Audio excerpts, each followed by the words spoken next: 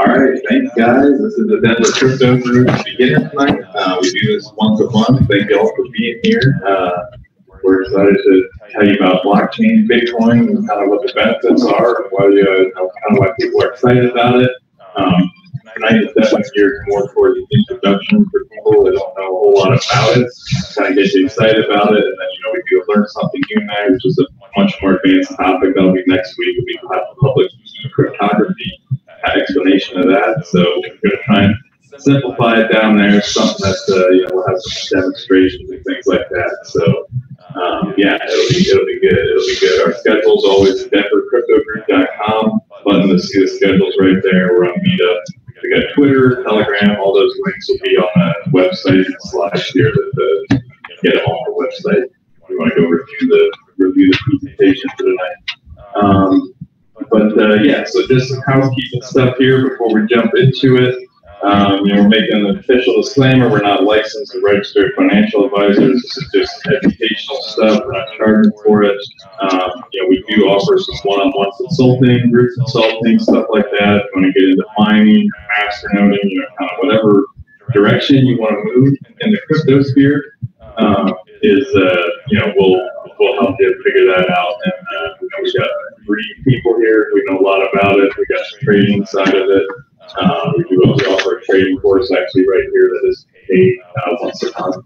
Great way to learn how to cost average yourself in, to check the risk, even if you're hodling.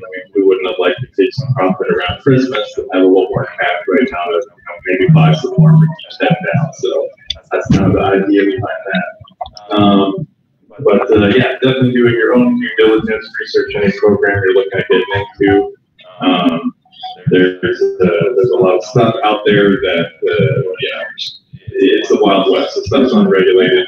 You can get in trouble if you're not doing enough due diligence on various crypto projects. Anybody here with a federal or state or news agency, federal agency, government agency, we always check. This is not a religious or political forum, so we're just asking everybody to respect that. We're here to talk about the text. And yeah, we put your phone on silent. It's out of respect for everybody. We're do that right now.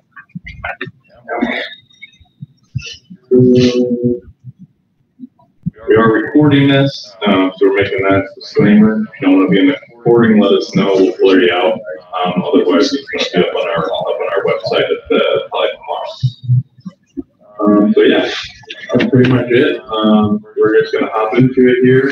I'll go over a little bit of introduction about myself and the group, and then after that, we'll just get right into the presentation. So you get the next slide. So we're the Denver Crypto Group. It's Mike, Pete, myself, Matt. I formed it last summer around August. We've been holding meetups ever since then. We were starting out in the hotel lobby. Now we've got kind of a more consistent place here at the Innovation Pavilion. We're pretty happy about that.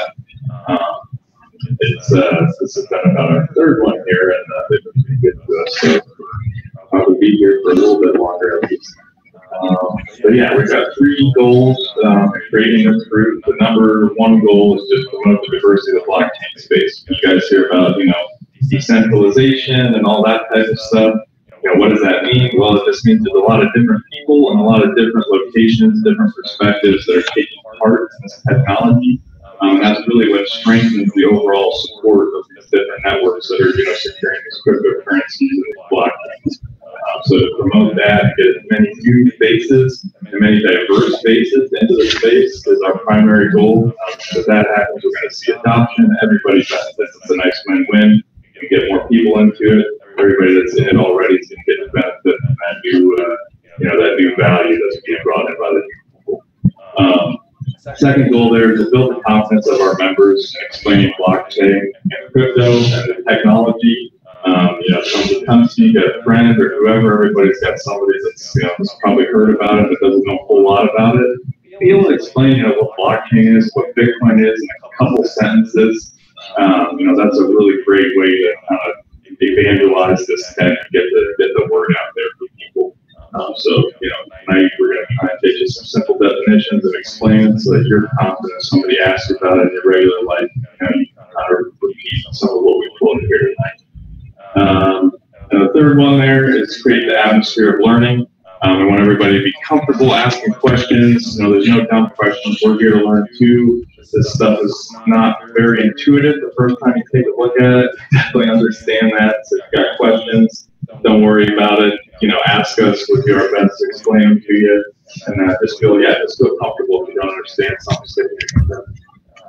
So yeah, if you like what you got, oops, sorry, one more. Just a second.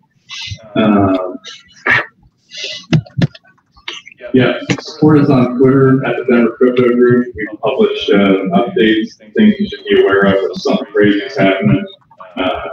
We'll put it on the Twitter there. The link is there. We've got a Facebook page, Telegram link. Telegram is a great way to ask questions about markets or whatever. Mike, Peter, myself will be on there. We can answer questions for you. But yeah, all right, let's get into it. So, what is blockchain? Do you guys have any experience with blockchain? Are you kind of familiar with it? Is it something that's just, you're here at the beginner's night, so I'm kind of assuming you're not super familiar with it? I'm not. Okay. Gotcha. No worries. You're in the same boat. I know a little bit. Okay, cool. All right, we're in the right place. So yeah, at its most basic, the blockchain is just a public, secure, decentralized ledger. Okay, so what does that mean? People's eyes kind of glaze over when I say that. There's 4 parts to it there. The public part is that it's accessible to anybody. It's similar to the internet. Anybody can interact with it. You can see it. Most of the cryptocurrencies out there are built on a public blockchain. There are private blockchains. I'm not really going to touch on that tonight for the purpose of this explanation. But yes, you're able to go on there. You're able to see all of the data that's been written into that blockchain. It's public. You can access it, you can verify that things are in there, and that's how people are able to see, their account balances for Bitcoin and different things like that. Through that public feature of the blockchain. Second part there is that it's secure. Once the data is entered, it can't be corrupted or altered. So they run it through that, kind of hashing algorithm, or I kind of just call it a blender. They chop it up in the same way each time. So any little tiny thing that data changes, the hash that kind of gets blended up and output to everybody, that will change, and then everyone knows, hey, this data's been changed, it's not the same value anymore. If something went wrong, then you can identify that there's been some corruption or some kind of, bad acting going on in there. So that's the secure side of it. And then it's decentralized. It allows individuals to trade directly without needing to go through a third party. It's through the protocol. There's no middleman. If I want to send some Bitcoin to Mike, I do that directly through the Bitcoin network. I don't have to go through Chase or Wells Fargo or anybody like that. It exists outside that, and it's through the internet. It's free and it's open. Does that make sense? Do you have any questions about that? Makes sense. Good. Blockchain, it's a peer-to-peer network that verifies and timestamps transactions irreversibly onto the ledger. The ledger is just a database with a record book. It's built, on top of each other. So you've got, the transaction from yesterday, you make a transaction today, it goes on top. You make another transaction tomorrow, that will go on top of the existing one. And it just builds and builds and builds. The blocks, more and more blocks are added to it, and it grows and grows and grows, and nothing can ever change because they blended that data in a certain way, so you're able to see if any of it changes. That is basically what a blockchain is. Does that make sense? Do you have anybody have any questions about that? All right, awesome. So that's a blockchain. So what is Bitcoin? That's the next slide there. Go over to it. Bitcoin is pretty much just free market money. It's digital cash, for lack of a better term, and that was how it started out. Kind of turning a bit more into like digital store of value in its current iteration. But the original idea of Satoshi Nakamoto, a person or persons who no one knows who they are, they started it. The idea behind creating Bitcoin was that it would be this free market money that no central authority controls, and they definitely had fractional reserve banking in mind when they created this, and trying to move us away from that, at least give people an alternative using the central banking system, fiat currencies, and all that. that stuff just gets manipulated. The inflation rates aren't fixed. They can print money whenever they want. And it's just the average person has really no say in the day-to-day goings-on of these centralized currencies. Whereas with Bitcoin, everything was kind of laid out at the beginning. So fixed inflation rate, there's only going to ever be 21 million of them. I think we're about 17 million something. I don't know specifically, but there's only going to be about 4 million more Bitcoin ever made, and then after that, it will go from being an inflationary currency to an deflationary currency, and that's kind of what a lot of people are looking at. Coming up 2023 might be when the last Bitcoin's mined. It's kind of a variable rate, but once that happens, there's no more Bitcoins being created. So all the Bitcoins are in existence, and everybody's competing or kind of fighting over those 21 million, and the idea that there's more demand than the supply, price appreciation. That's not a lot of reason why you see people trying to get into it now before they turn it off and they stop issuing new Bitcoin. The protocol stops issuing new Bitcoin here in the next few years. Anybody have any questions about that? Is that the same for all the other major currencies as well? It is not. So the thing about the cryptocurrencies are, you can pretty much pick that. You can pick the maximum supply, you can pick the inflation rate, you can pick a lot of these different variables. And what happened was, Bitcoin was the first. They're still the most popular. So a lot of people just forked those coins. If you've heard that term, like a hard fork or something like that. They forked those coins and it became Litecoin. I think Monero was a fork.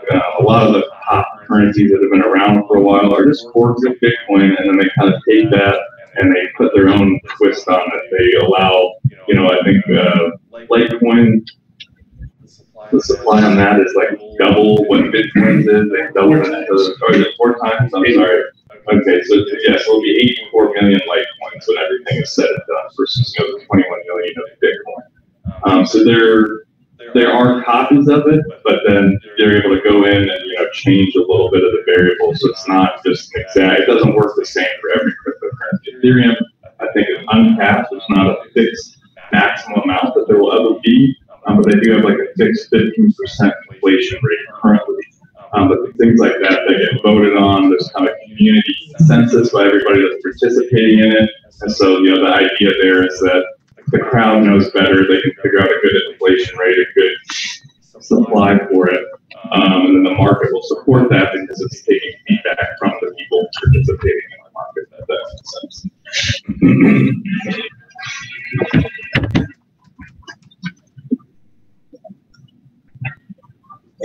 Some coins, though, are completely pre-mined. So, like Ripple, for example, there's all the Ripple that's ever going to be has already been made, so to speak. Some of it's in circulation, some of it's held back, but it's not gradually being mined the way a proof of work coin like Bitcoin is. Proof of work, yeah. So, It's a payment focus. Yeah. Closed network. It's not. It's basically like a pseudo public network. They've got kind of like it's not master nodes. It's kind of like just centralized servers basically that hold the blockchain data and things like that. It's not like the true. It's just different for lack of a better explanation. The people that founded Ripple still retain a large portion of those coins that were pre-mined. And so some of the fear, and for me personally, I definitely think about this stuff like, well, okay, these guys have 80% of the Ripple that's ever been created. The price being traded and determined through the open market, they're only trading about 20-25% of the Ripple in existence. So if those guys who have that big chunk of it, decide, I'm going to sell off a bunch here and take some profit, they could do that, and they have so much Ripple that they can just completely drive the price, through the floor if they wanted to. And they've come out and they said we're not going to do things like that. We want to have a healthy economy for the coin and whatnot. But at the end of the day, with Bitcoin, nobody nobody even has that choice. With Ripple, and there's some other coins out there with big pre-mines. They have that ability to just flood the market with so many tokens, drive the price down. They just make, millions, probably billions of dollars, selling that to people that are excited about it. So it's, like we said at the beginning, definitely do your due diligence when you're looking at purchasing a coin. Things like the circulating supply and the total supply of the coin and the inflation rate are very, very important factors to look at if you're trying to, hold this stuff for a year, 2 years, or however long you're trying to get into it for. You want to know how many new coins are being released, what they're doing. So yeah, so that's kind of the other question. So that's kind of a little overview about digital currency, cryptocurrency. But what specifically is Bitcoin? This was the first one. My knowledge, blockchain technology was sort of created in conjunction with Bitcoin because Bitcoin, there were other digital payment solutions out there prior to Bitcoin, but nobody could solve that problem. If I send you, one Bitcoin, but the network doesn't pick it up quite right away, and I send that same one Bitcoin to Mike, I'm able to double spend and basically spend 2 Bitcoin when I only have 1 because there's no way to determine, when I sent that or if I sent that or prove that I sent it. When you bring blockchain technology into it, where that ledger is yours, can't be tampered with, everything is time stamped. And so when I go to send that 1 Bitcoin to whoever, I have to put that into the block. It gets mined into the blockchain in a secure way that can't be changed. And people are able to look at my account balance and see, okay, we've got 1 Bitcoin in there. Just try to send 1 Bitcoin here. Now you're trying to spend a second Bitcoin, a few minutes later over here, we're going to deny that second transaction because technically you've only got 1 Bitcoin you've already sent out of your account. So it gets rid of that issue of double spending the amount that's in your wallet. And that was revolutionary. That hadn't been fixed up to that point.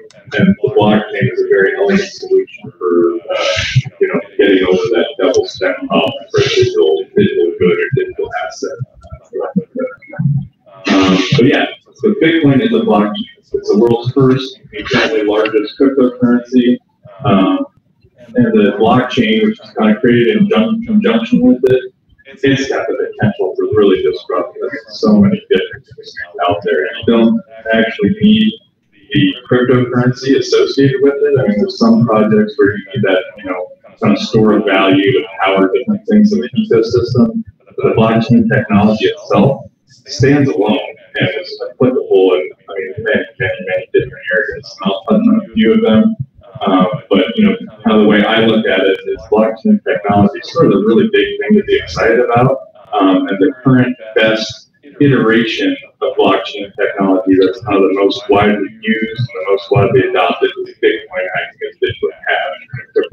If that makes sense. The blockchain for Bitcoin, every single transaction in the history of Bitcoin. That very first, Genesis block that Satoshi Nakamoto mined, that first line, they put a little tag in there. It's like something about the Essentials Reserve Bankers for, collapsing the finance back in 2009 or 2008 or 2009. It's about the economic crisis and kind of taking a little bit of a shot at fractional reserve banking. So that was the very first, block that was mined. And then you can go back and look at that period of blockchain, the Bitcoin blockchain story. You can go back and see that very first transaction. Every single transaction that's happened since then. There's programs, companies that will do that and look at that, but that's stuff up for you. If you have a question, you can track down, public address of where my Bitcoin comes from. It came from North Korea, so that's kind of a Bitcoin sort of. It's definitely not anonymous like a lot of people think. It's Bitcoin with your public address. You can see where those Bitcoin came from, who had them, where they sent them, where Vietnam comes in. It's the fact that they can't tie that public address to a physical, real world identifier. If that makes sense. They don't get your driver's license, but they do see that big, long public address you know, is associated here and here and here, but they can't make that connection. You're like real world. Does that make sense? So is that affected the speed of as they all get money? So the speed of it is actually just reliant on the miners and the people running the machines that are mining it, confirming it. It doesn't really have a whole lot to do with like how many Bitcoin are out there or anything like that. I mean, I guess in the sense that yes, there's more Bitcoin that could potentially be moved around. That would kind of lead to more transactions organically happening. But what you're seeing is the price appreciation of the number of people trying to own Bitcoin. That number is really what kind of drives the transaction speed and, you know, what the network gets clogged up. Because I don't know if you were in the space or, you know, listening to the space around Christmas when, you know, we ran up $20,000 almost. It was the transaction fees were just through the roof.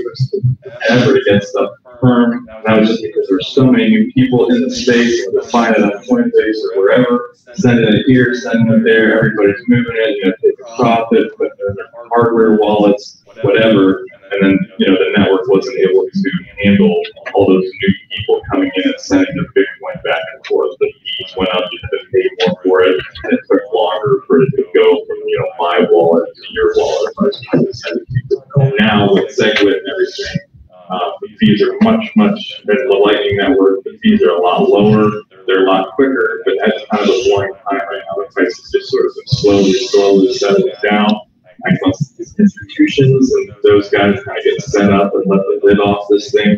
You know, we may see some, you know, prices similar to what we saw at Christmas. You know, I think there's a lot of people waiting to get into the space, so they just want to see what that bottom is going to be after that. So that's kind of our position on it here. At some point, it'll take another leg up, and you want to be set up for that, know kind of the space and what you're in. To be able to fully benefit from, you know, all this new money, everybody that can get in last year kind of gets in now.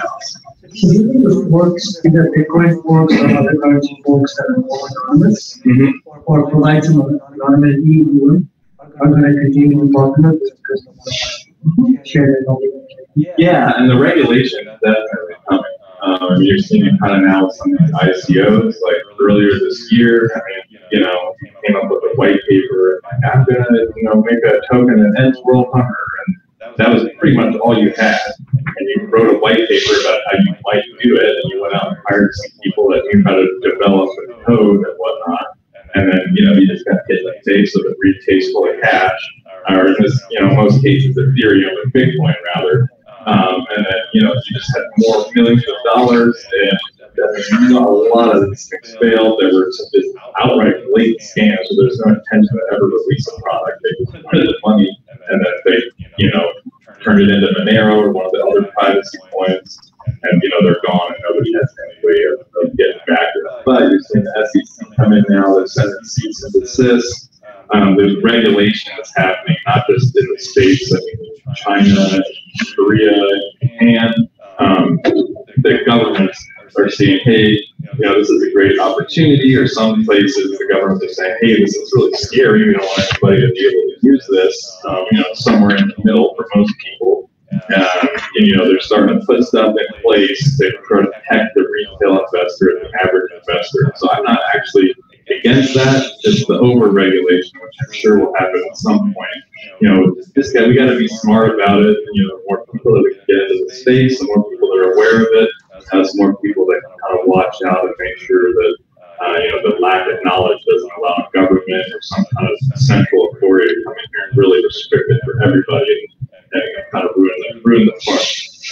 That's sort of how I think about it. But yeah, there's some great privacy coins out there. I think the biggest one is probably Monero, like truly private. I mind that one. I'm a big fan of it. But Dash is also kind of pseudo-anonymous. They have like stakes and stuff in there, but they're not actually, you know, they're mined a different way than Bitcoin. Because Bitcoin uses proof of work, which just chews up energy and very, very expensive. It uses a lot of electricity. And then there's what's called proof of stake, where you just prove that you own, you know, a certain amount of Dash, a certain amount of coin, and that sort of lets you participate in the mining of it and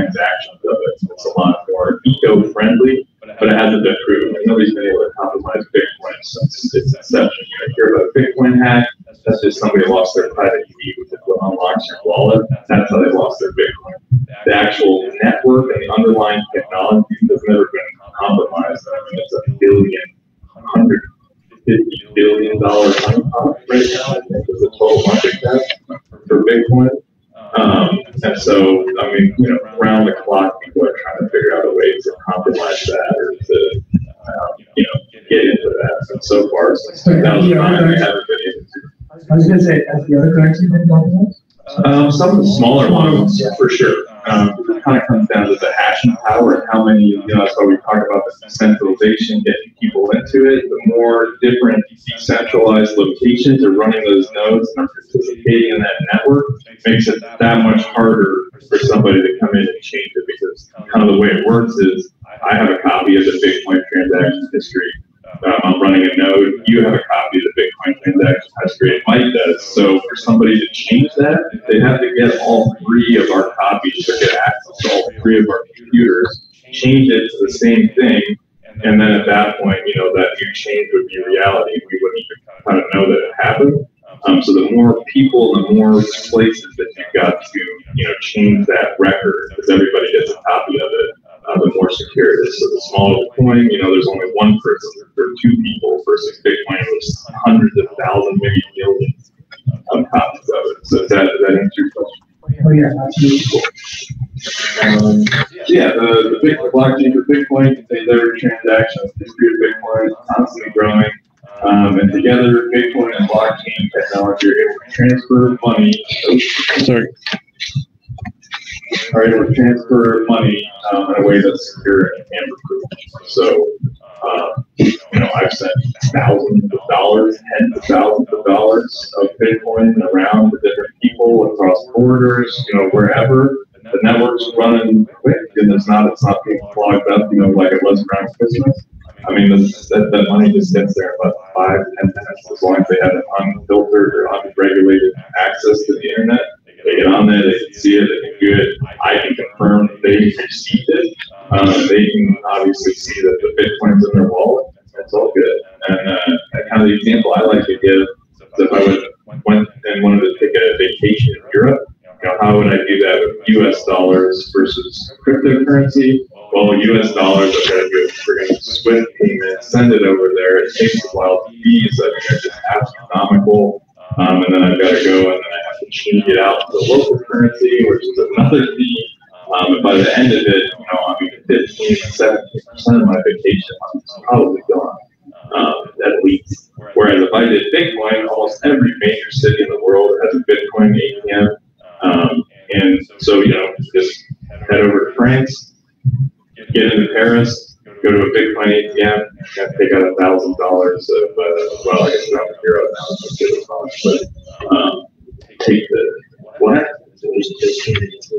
Oh yeah, there's one in our lobby. That's right. I haven't used that one yet. There's one over here in the lobby. But then yeah, cash out $1,000 of local currency, hop on the Euro go over to the next country, do the same thing, pop a grand out, and I could go to Japan, Tokyo, get it out in the local currency there, go to China, and the fees are much, much lower. It's there, it just spits the cash out into my hand. I don't ever have to carry like a big lump sum on me. And just whatever country I'm in, as long as I'm near a major city, I can go get whatever amount of Bitcoin I hold, convert it into the local currency for much, much, much lower fees. And I don't have to worry about Swift and the time frame that I have to show and put my stuff in and it's good to go. Yeah, so it's pretty cool. So while you're traveling, where did you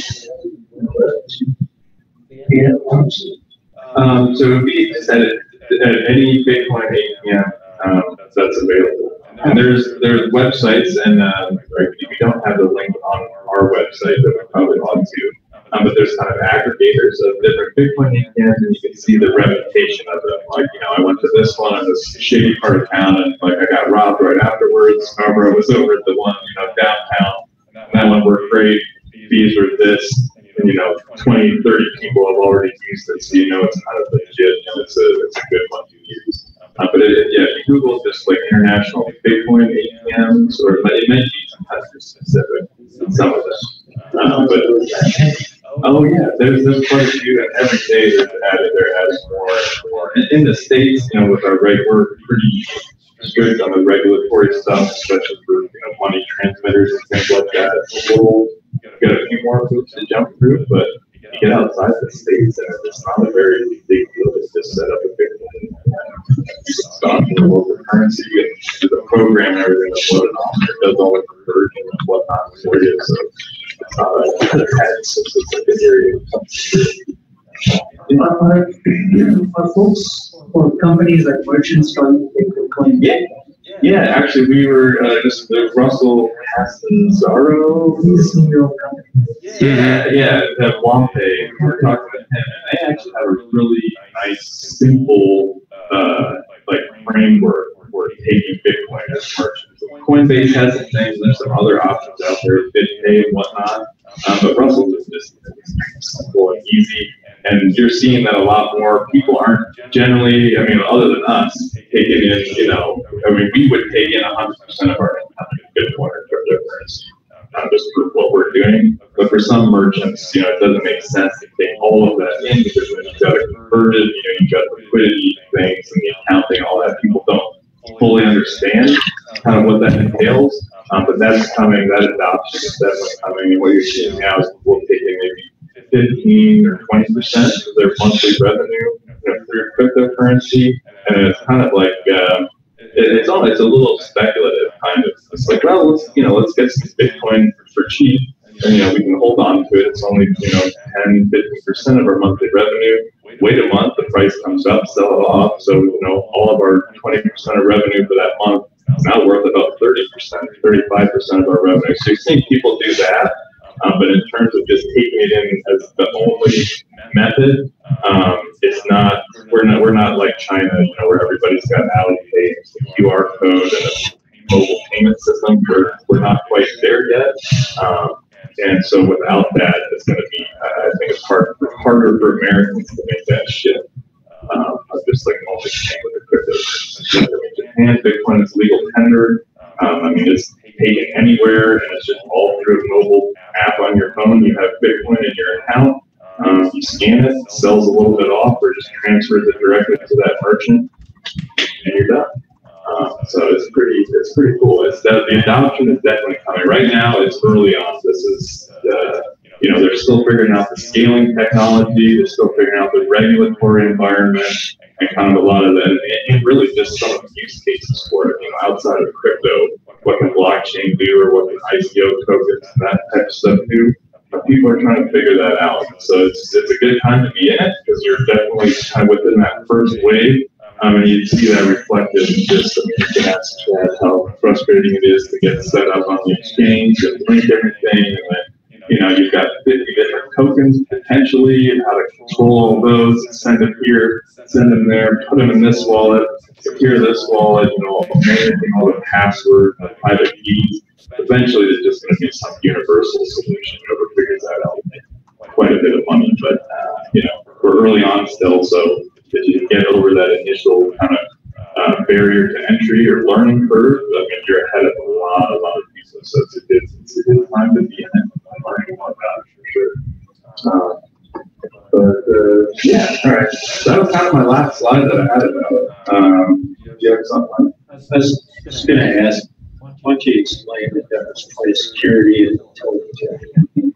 Okay. Yeah, for sure. So the security token, I think, let me preface it by saying this. There's not really been a definition in the United States of, what's a security token or what's a security token for an ICO. It's really just up to the SEC and the CFTC to determine, is this a security or is this a utility? And they have to use the information, that's given to them. And there hasn't really been a whole lot of information created. Like, usually there's a court case, there's some kind of lawsuit, it gets worked its way up to the Supreme Court, they hand down that verdict, in this case, this token is a utility, and for these and these reasons, and they define it, and all of that, and they make the regulatory environment very clear, and then the SEC can go and sort of enforce what they determined through the court case and doing, just doing what the judicial branch of the government is supposed to be doing. We don't have that yet, so it's very, very uncertain. But the best answer I can give you is the security token is basically predicated on increasing in value as it's an investment. If there's some kind of promise that, if I buy this today, it's going to be worth more in the future, it's going to appreciate in value, this thing, this token that I'm purchasing today, is there an expectation either explicitly or just implied, that it's going to appreciate and grow in value over time? The answer to that is yes. The SEC in the current environment can and probably will, if you're big enough, come after you for being in violations of the Security Exchange Commission, basically. The utility tokens and what a lot of people are trying to do to get around that and get the SEC away from them is they've got a token that is used to unlock a service, basically. So you've got to spend, I don't know how familiar you are with Ethereum, but they have what's called gas, and it's just a very, very, very tiny amount of Ethereum, but it's just so small that they refer to it as kind of a separate thing. And the gas is what powers all the transactions on the network. So if I want to send one Ethereum to Mike, I've got to pay, X amount of gas, which is just a fraction of an Ethereum, to send that Ethereum to power it. So that would be an example of where you've got to use that token within the platform that's been created to interact with it. And there's some utility for it. There's a use case for it. You use this token, you spend it here, and then this action happens over here. Does that make sense?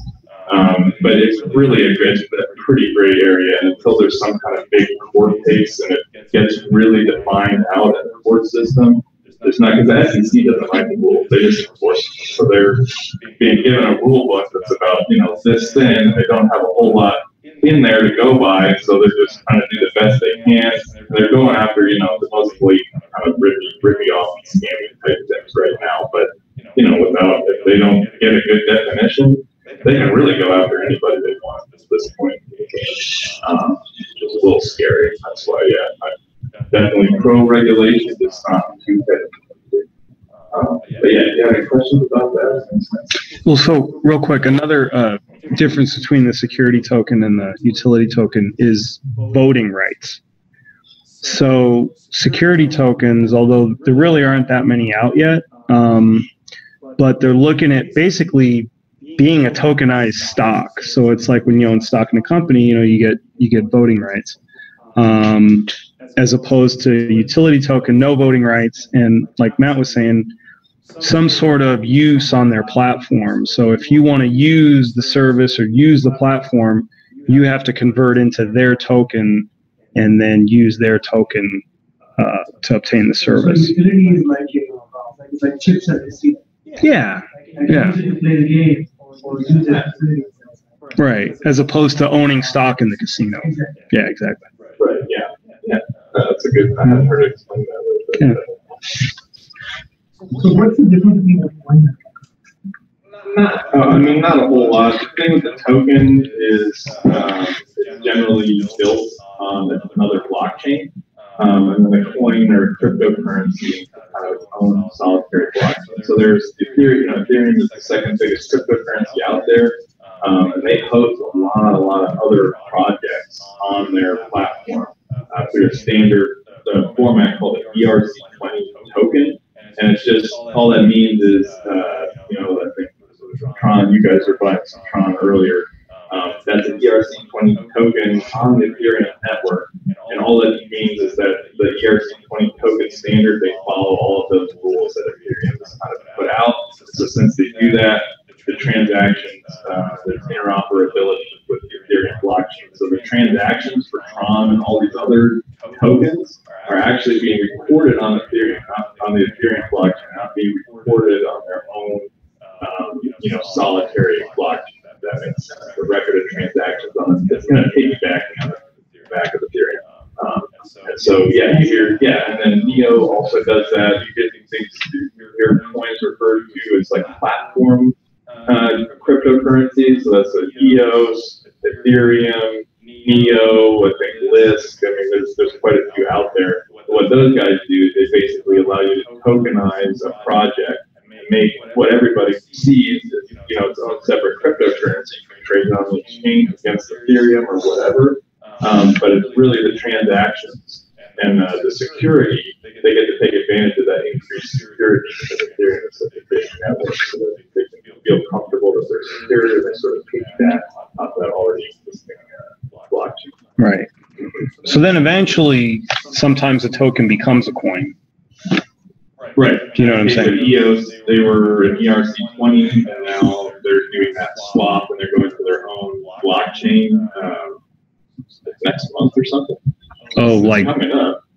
Actually, like this month. Yeah, like they've already taken the snapshot. So. Right, and so they, to the early days, they wanted to piggyback on somebody else who was stronger and was kind of more adopted and more secure. Now that they've kind of got a bunch of people interested in it, they can release their own blockchain. They can have people secure it because there's enough interest, enough people owning it.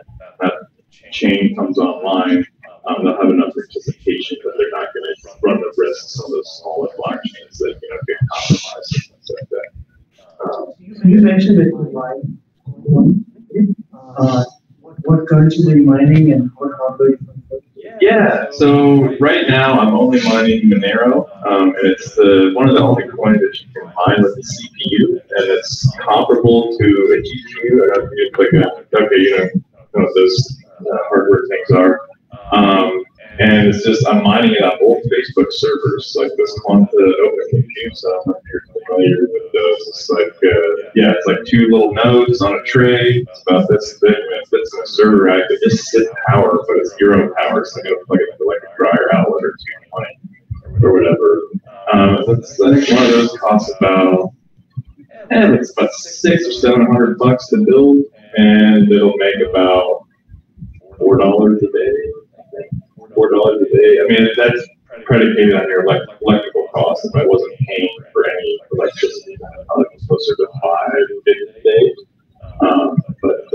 But yeah, I like that, and I think as more regulation comes into the cryptocurrency space, those anonymous coins are going to kind of serve as like a sort of an intermediary. So if you buy Bitcoin or you buy something that's sort of trackable by a government or entity like that, you can sort of wash it by converting it into Monero, and then after that, it's basically going out of the black hole. Nobody knows who it is or where it came from, so that I could just make another fresh Bitcoin address with nothing I've ever done before, and then send that amount of Monero, convert it into Bitcoin, and then store it in there. Nobody knows where this money came from. They don't know that, Matt, the Denver Crypto Group, bought it on Coinbase 2 weeks ago. It gets, basically gets washed, to that anonymous feature. And that's something that, to get around regulations, that you've got a really, like dictatorship where they're just locking down everything and not letting you, use some of these more popular public currencies. There's a lot of use case for those privacy coins out there. That's sort of my thinking behind mining it. And I can build those mining rigs fairly cheaply if you're trying to mine Bitcoin. I think those Bitcoins are $8 grand if you can get them, and if you get them secondhand, that's probably like $6 grand. And that, they'll ROI in 10 years or something like that. At the current price, it's not. There's some popularity with FPGAs. Is that just because you can use FPGAs to mine different currencies? FPGA, what is that? So FPGAs are kind of specialized arrays. They're like an eighth inch. That when I think of specialized mining equipment, I think of V6, like those chips that are just set up to like only mine one algorithm. Yeah. This is called field programmable gate array. It's an integrated circuit designed to be configured by a customer designer after manufacturing. Okay.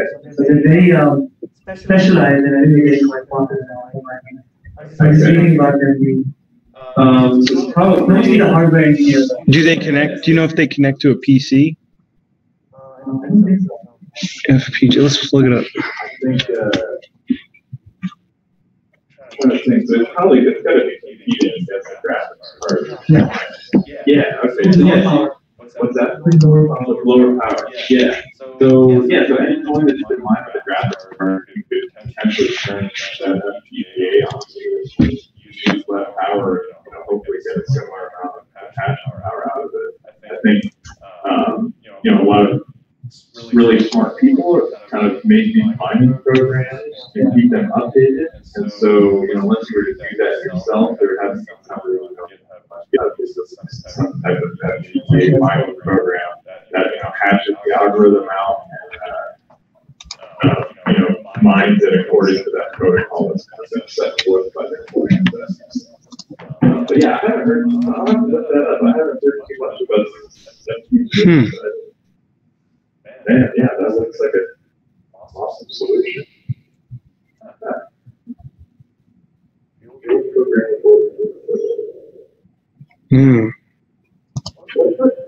Interesting.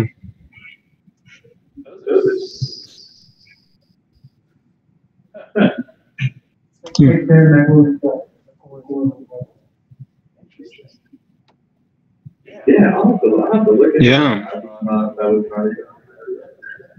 That's cool. I didn't hear about that. Is it just something new? So you get very about how hard it is. You get less and less Bitcoin now. It gets more and more difficult every month when there's existing CPU power.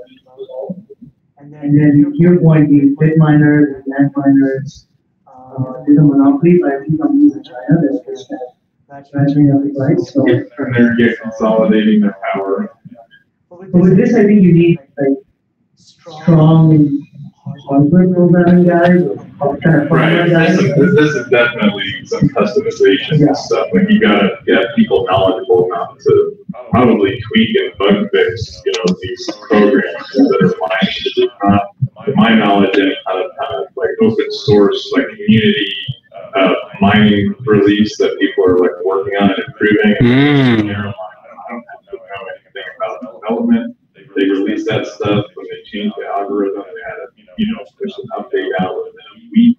I downloaded that. I was like right back to where I was before, with not a whole lot of instructions. But yeah, with this, I mean, I'm sure if you can figure it out, it's a much more economical solution compared to those GPU, those 6 GPU rigs that are burning out their risers every month when the temperature gets too hot or something like that. But yeah, you gotta have that.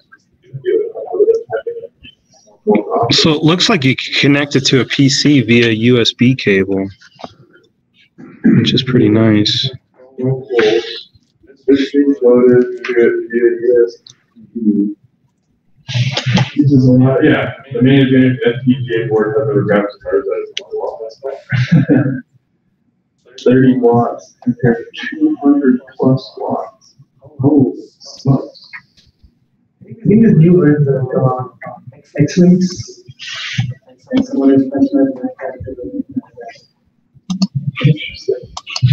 Yeah, I gotta look at this. This is pretty cool. I mean, that's a massive 30 watts versus 200 watts. I mean, that's a tenth of it.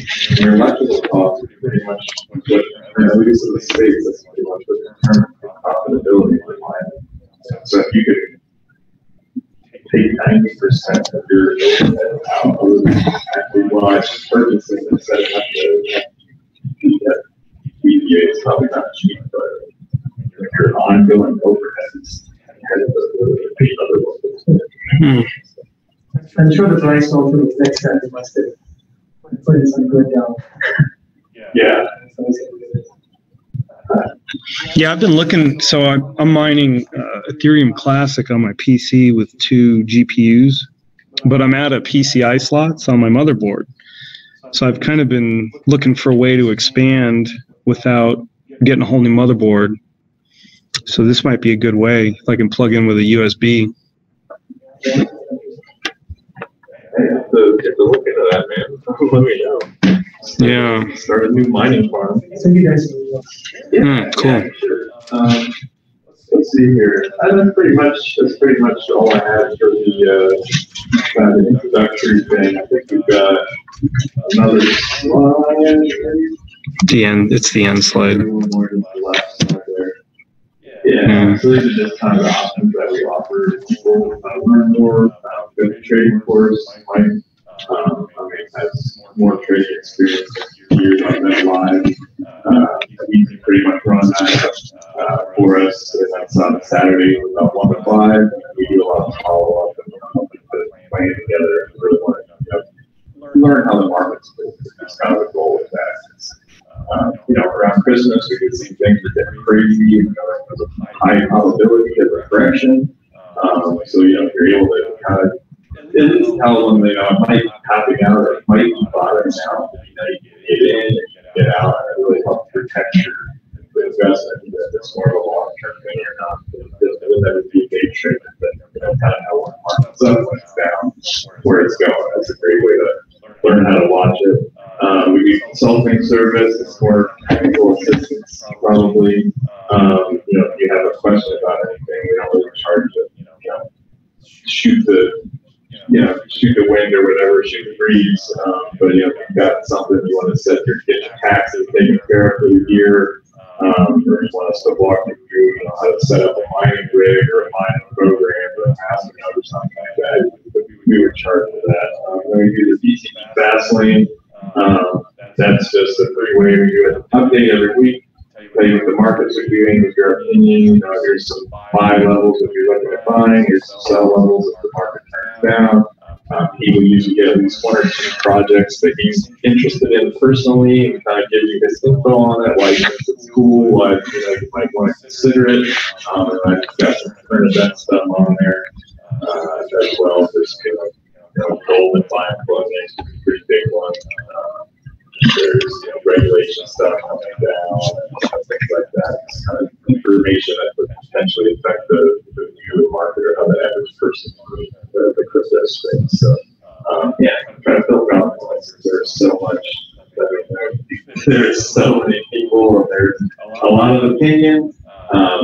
We've been in the space for a while, and 3 heads are probably better than 1. I've got it figured. So let us kind of take all that info for you, but it's relevant.